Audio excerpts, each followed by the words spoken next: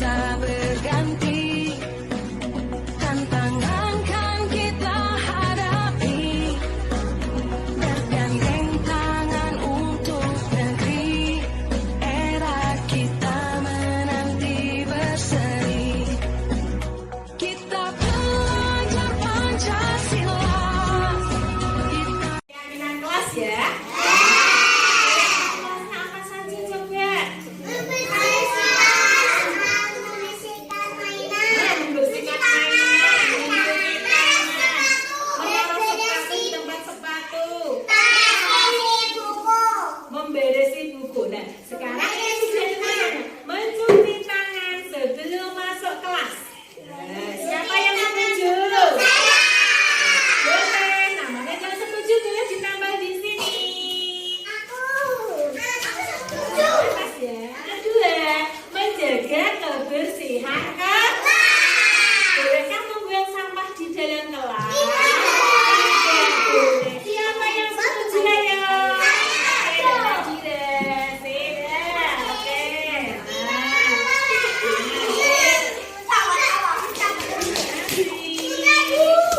Harus perhatikan mainan. Setuju apa tidak? Apa mainannya tidak dikembalikan? Dikembalikan di tempatnya ya. Sekarang yang setuju kalau habis bermain mainannya dikembalikan silakan. Kalau ada sampah dibuang di mana? Dibuang di tempat sampah. Karena kita sudah membuat keyakinan kelas kalau ada sampah harus dibuang di tempat sampah. Yang setuju apa? Boleh ditempel. Kita sudah membuat kesepakatan keyakinan kelas. Apa tadi yang pertama? Mencuci tangan sebelum masuk kelas. Yang kedua, menjaga kebersihan kelas. Yang ketiga, merapikan mainan setelah digunakan. Terus yang keempat, membuang sampah di tempat. Oke, itu sudah menjadi keyakinan kelas kita ya. Diingat-ingat. Terima kasih anak-anak semuanya.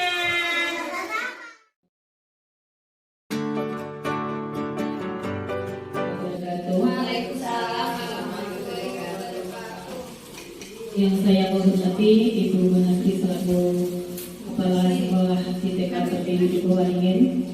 Yang saya hormati ibu-ibu pendidik PAUD di gugus durian yang hadir pada kesempatan hari ini.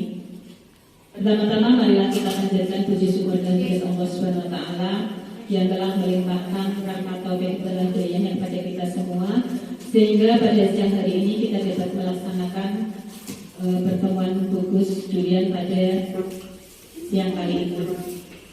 Untuk selanjutnya izinkan di sini saya akan menyampaikan pengimbasan materi diseminasi budaya positif. Ini merupakan aksi nyata dari modul 1.4 yang saya pelajari di pendidikan guru penggerak. Selama ini saya sudah menyelesaikan modul 1 dan yang terakhir ini ada di modul 1.4 ini ada pengimbasan di rekan sejawat. Jadi saya menyampaikan diseminasi budaya positif. Nah, konsep utama budaya positif yang pertama yaitu pembelajaran paradigma baru, yang kedua disiplin positif, yang ketiga kebutuhan dasar manusia, yang keempat motivasi perilaku manusia, yang kelima perilaku kontrol restitusi, yang keenam keyakinan kelas, dan yang ketujuh segitiga restitusi. Nah, sekarang mari kita bahas satu persatu tentang apa yang masuk di dalam budaya positif. Yang pertama yaitu pembelajaran paradigma baru. Pembelajaran paradigma baru adalah perubahan pendidikan pada saat ini yang mengutamakan pendidikan yang berpusat kepada murid. Jadi pembelajaran kita berdasarkan dari ide-ide murid dan mengutamakan kepentingan murid. Kita juga tidak boleh membedakan atau membandingkan anak. masing-masing anak kan unik ya Bu, tiap kan punya karakter sendiri-sendiri. Jadi kita tidak menyamakan kalau si A ini sudah bisa, ini kok kamu belum, itu kan tidak boleh. Untuk mewujudkan itu profil pelajar Pancasila. Nah, profil pelajar Pancasila itu apa? Nah, yang pertama yaitu beriman dan bertakwa kepada Tuhan Yang Maha Esa. Yang kedua, berkebinekaan global, gotong royong, mandiri, kreatif dan juga bernalar kritis. Itu tujuan pendidikan untuk saat ini. Kemudian tentang pengertian tentang disiplin positif. Selama ini kalau kita mendengar tentang kata disiplin, otomatis dalam pemikiran kita itu anak yang tertib, selalu mentaati peraturan begitu ya. Nah, disiplin seringkali diartikan menjadi suatu yang dilakukan seseorang kepada orang lain untuk mendapatkan kepatuhan. Dan selama ini kita cenderung menghubungkan kata disiplin dengan ketidaknyamanan. Terutama untuk anak itu kadang merasa tidak nyaman karena harus mematuhi beberapa peraturan. Disiplin diri dapat membuat seseorang untuk menggali potensi menuju kepada sebuah tujuan, sesuatu yang dihargai dan bermakna.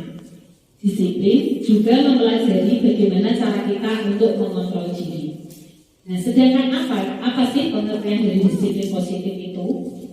Disiplin positif adalah salah satu cara penerapan disiplin yang bertujuan untuk menciptakan siswa yang memiliki disiplin diri sehingga mereka berperilaku dengan mengacu pada nilai kebajikan universal, memiliki motivasi intrinsik bukan motivasi ekstrinsik.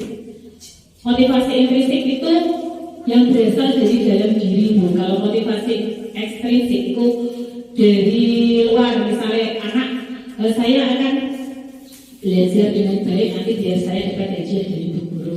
Itu merupakan motivasi ekstrinsik. Kalau intrinsik itu motivasinya saya harus bisa, saya harus pokoknya yang keluar dari dalam diri anak sendiri itu tidak diiming-imingi hadiah atau reward dari guru. Kemudian disiplin itu juga berdasarkan dari kebutuhan dasar manusia. Kebutuhan dasar manusia itu ada 5. Yang pertama yaitu kebutuhan untuk bertahan hidup, kebutuhan akan kasih sayang dan rasa diterima, kemudian penguasaan atau pengakuan atas kemampuan, yang keempat kebebasan atau kebutuhan akan pilihan, dan yang kelima kesenangan atau kebutuhan untuk merasa senang. Itu setiap manusia pasti punya dari anak kecil sampai orang dewasa. Kemudian motivasi perilaku manusia, ada beberapa motivasi dalam diri manusia itu. Yang pertama itu untuk menghindari ketidaknyamanan atau hukuman. Itu berarti orang yang motivasi perilakunya untuk menghindari hukuman atau ketidaknyamanan akan bertanya apa yang akan terjadi apabila saya tidak melakukan hal itu. Nanti saya ibu guru. Nah, seperti itu. Kemudian yang kedua, untuk mendapatkan imbalan dan penghargaan dari orang lain. Seperti tadi yang saya sampaikan itu motivasi ekstrinsik ya, untuk mendapatkan reward atau hadiah dari guru atau penghargaan lah. Kemudian yang ketiga, untuk menjadi orang yang mereka inginkan dan menghargai diri sendiri dengan nilai-nilai yang mereka percaya. Itu berarti motivasi intrinsik yang hadir dari dalam diri. Selama ini juga ada, tapi kebanyakan kita selama ini masih memberikan untuk disiplin itu masih berpengaruh besar dari motivasi ekstrinsik, ya, masih dari mengharapkan hadiah atau kadar jempol dari guru itu termasuk dari motivasi ekstrinsik. Kemudian yang selanjutnya ada hukuman, konsekuensi dan juga restitusi. Nah, hukuman adalah sesuatu yang menyakitkan harus terjadi. Nah, kemudian konsekuensi itu sesuatu yang harus terjadi, dan yang restitusi merupakan pilihan. Nah, untuk yang hukuman itu termasuk identitas gagal. Untuk yang identitas berhasil itu yang konsekuensi dan restitusi. Nah, sekarang apa perbedaan dari hukuman, konsekuensi dan juga restitusi?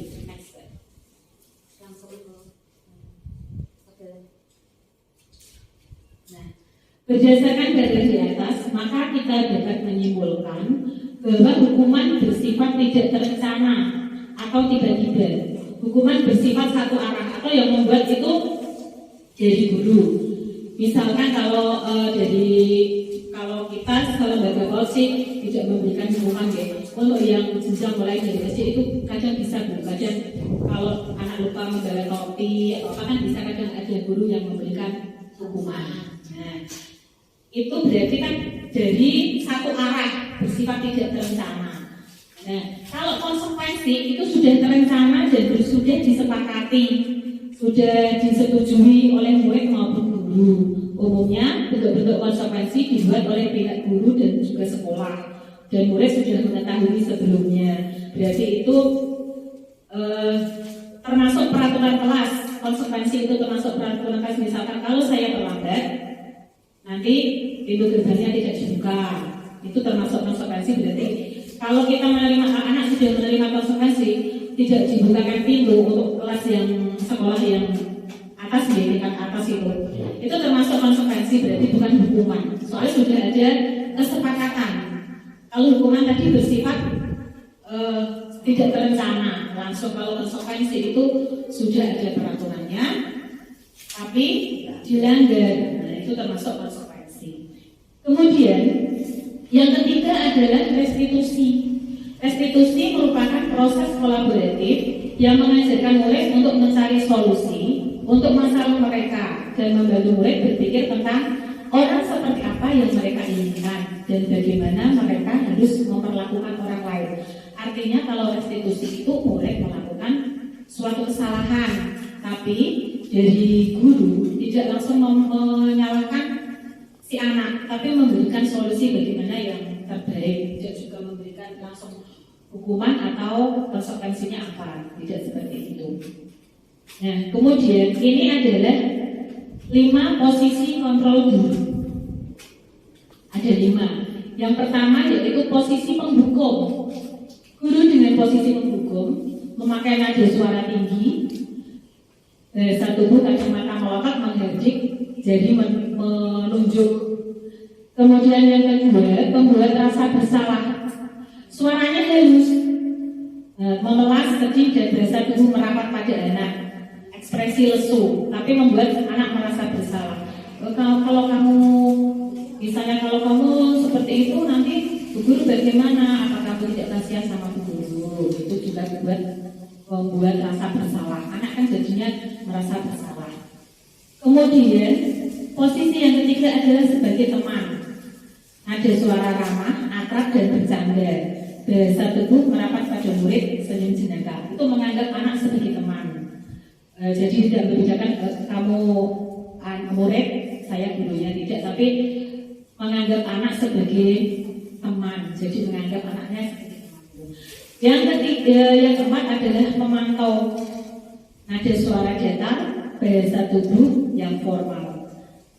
Ini kalau pemantau biasanya selalu memberikan disiplin yang keras. Kemudian yang selanjutnya adalah manajer. Ada suara tulus, bahasa tubuh tidak kaku, kemudian kalau berbicara mendekat kepada murid. Nah, ini adalah contoh-contoh dari posisi kontrol guru. Seorang penghukum bisa menggunakan hukuman fisik maupun verbal. Orang-orang yang menjalankan posisi penghukum senantiasa mengatakan bahwa sekolah memerlukan sistem atau alat yang dapat lebih menekan murid-murid. Guru-guru dapat menerapkan posisi penghukum akan berkata, patuhi aturan saya atau awas, kamu selalu saja salah. Pasti selalu yang terakhir selesai. Nah, seperti itu termasuk posisi penghukum. Kadang kita juga tidak sadar ya, Bu, kita sering juga melakukan seperti itu. Nah, itu menganggap itu cara kita tuh berhasil menurut dia, tapi sebenarnya itu ada posisi penghukum kepada anak. Kemudian untuk pembuat rasa bersalah. Pada posisi ini biasanya guru akan bersuara lebih lembut. Pembuat rasa bersalah akan menggunakan keheningan yang membuat orang lain merasa tidak nyaman, bersalah, dan rendah diri. Nah, kata-kata yang keluar biasanya, ibu sangat kecewa sekali dengan kamu. Berapa kali bapak harus memberitahu kamu ya? Gimana coba kalau orang tua kamu tahu kamu berbuat begini? Nah, kalau ada kata-kata seperti itu, otomatis anak dalam hatinya akan merasa, wah, iya saya jadinya merasa bersalah saya berbuat seperti itu. Kemudian pada posisi sebagai teman, guru tidak menyakiti murid, namun akan tetap berupaya mengontrol murid. Posisi teman pada guru bisa negatif ataupun positif. Positif di sini berupa hubungan baik yang terjalin antara guru dan murid. Guru di posisi teman menggunakan hubungan baik dan humor untuk mempengaruhi seseorang. Biasanya mereka akan berkata, ayolah bantu ibu ya. Ayo ingat tidak bantuan bapak selama ini. Itu sambil tertawa ekspresinya. Ya sudah, kali ini tidak apa-apa, nanti ibu bantu bereskan. Nah itu posisi kontrol guru sebagai teman. Nah, next. Selanjutnya untuk posisi pemantau. Nah, posisi pemantau itu kita mengingatkan peraturan yang sudah kita buat.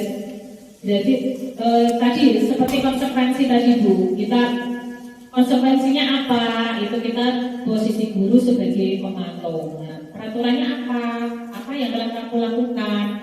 Nah, konsekuensinya kalau kamu melanggar peraturan seperti apa? Seperti itu. Itu posisi guru sebagai pemantau. Yang terakhir yaitu posisi kontrol guru sebagai manajer. Manajer adalah posisi di mana guru berbuat sesuatu bersama dengan murid, mempersilahkan murid mempertanggungjawabkan perilakunya, mendukung murid agar dapat menemukan solusi atas permasalahannya sendiri. Seorang manajer akan berkata, apa yang sudah kita yakini? Apakah kamu meyakininya? Jadi sebelum kita membuat keyakinan kelas dulu. Jika kamu meyakininya, apakah kamu bersedia memperbaikinya?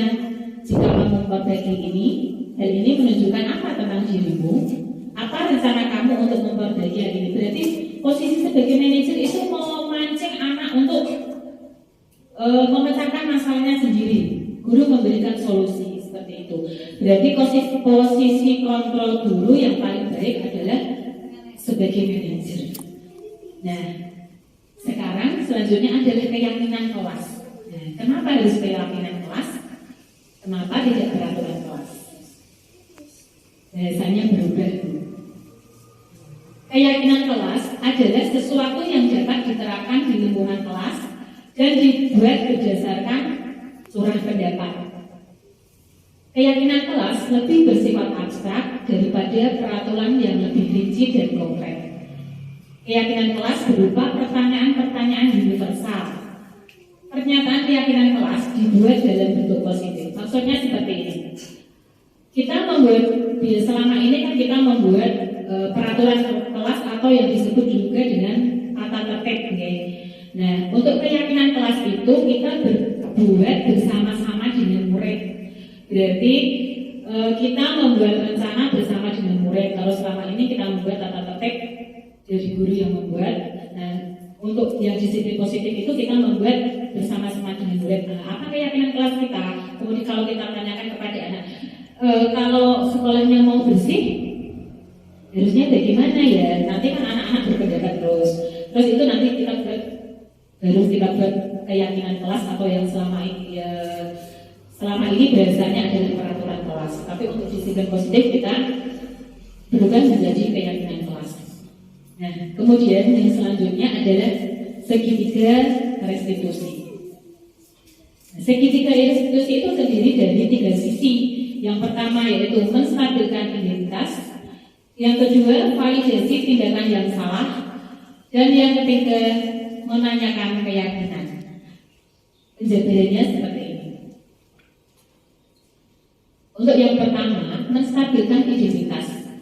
Kalau anak-anak berbuat kesalahan, kadang kan ada ya anak untuk mengganggu teman, membuang sampah sembarangan. untuk menstabilkan identitasnya itu kita apa yang sudah kamu lakukan, sampahnya di mana ya yang seharusnya.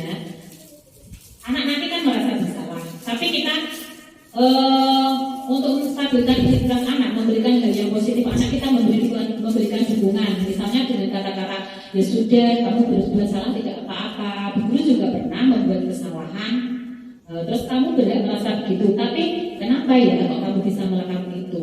Kita memancing pertanyaan kepada anak, nanti anak sebenarnya bagaimana? Itu untuk menstabilkan identitas.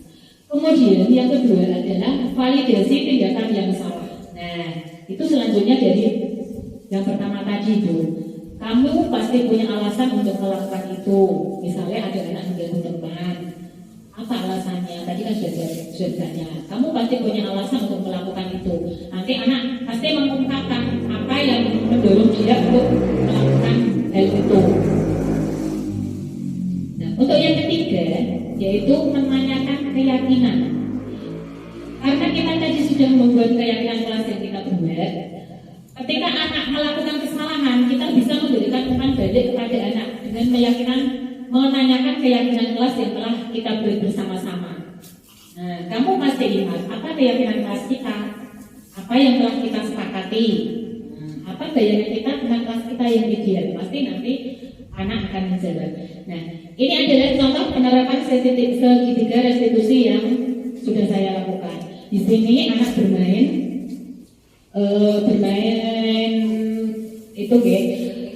itu setelah bermain tidak dibereskan, anak langsung keluar. Nah, kita sebagai guru langsung mendekati karena kita tadi sudah membuat keyakinan kelas kalau habis bermain mainannya ditaruh di tempatnya lagi, itu sudah termasuk keyakinan kelas kita. Jadi kita mendekati anak. Kita mendekati anak, kemudian menanyakan tadi yang pertama menstabilkan identitas. Nah, apa yang kamu lakukan tadi seperti itu. Terus keyakinan kelasnya apa? Seperti itu termasuk segitiga restitusi, memberikan pertanyaan-pertanyaan positif kepada anak. Tidak langsung menyalahkan anak nih untuk kamu tidak boleh seperti ini. Kita berusaha untuk menerapkan disiplin positif. Nah, yang terakhir yaitu kesimpulan. Restitusi adalah sebuah cara untuk menanamkan disiplin positif pada murid. Restitusi bukan untuk menebus kesalahan, namun untuk belajar dari kesalahan. Nah, itu tadi yang pertanyaan yang menyampaikan segitiga restitusi tadi, menstabilkan identitas, validasi tindakan yang salah, dan juga menanyakan keyakinan kelas. Restitusi adalah tawaran, bukan paksaan. Restitusi menuntut untuk melihat ke dalam diri. Restitusi mencari kebutuhan dasar yang mendasari tindakan. Restitusi fokus pada karakter, bukan tindakan. Berarti kita untuk membangun karakter anak. Setelah kita melakukan segitiga restitusi, nanti karakter anak nanti akan terbangun. Kita tidak harus mengucapkan kata-kata jangan. Nah, itu dari kegiatan disiplin positif dari segitiga restitusi itu nanti anak akan menyadari apa yang dilakukan. Kemudian restitusi menguatkan dan fokus pada solusi. Restitusi mengembalikan murid yang berbuat salah pada kelompoknya. Jadi itu tentang budaya positif tadi Ibu, ada paradigma pembelajaran baru, ada 5 posisi kontrol, ada restitusi, dan juga validasi tindakan pada anak. Mungkin itu yang dapat saya sampaikan. Apakah ada pertanyaan? Oke, terima kasih atas waktu yang sudah diberikan kepada saya. Semoga bermanfaat untuk ibu-ibu semua dan selamat mempraktekkan segitiga restitusi di lembaganya masing-masing. Terima kasih. Wassalamualaikum warahmatullahi wabarakatuh.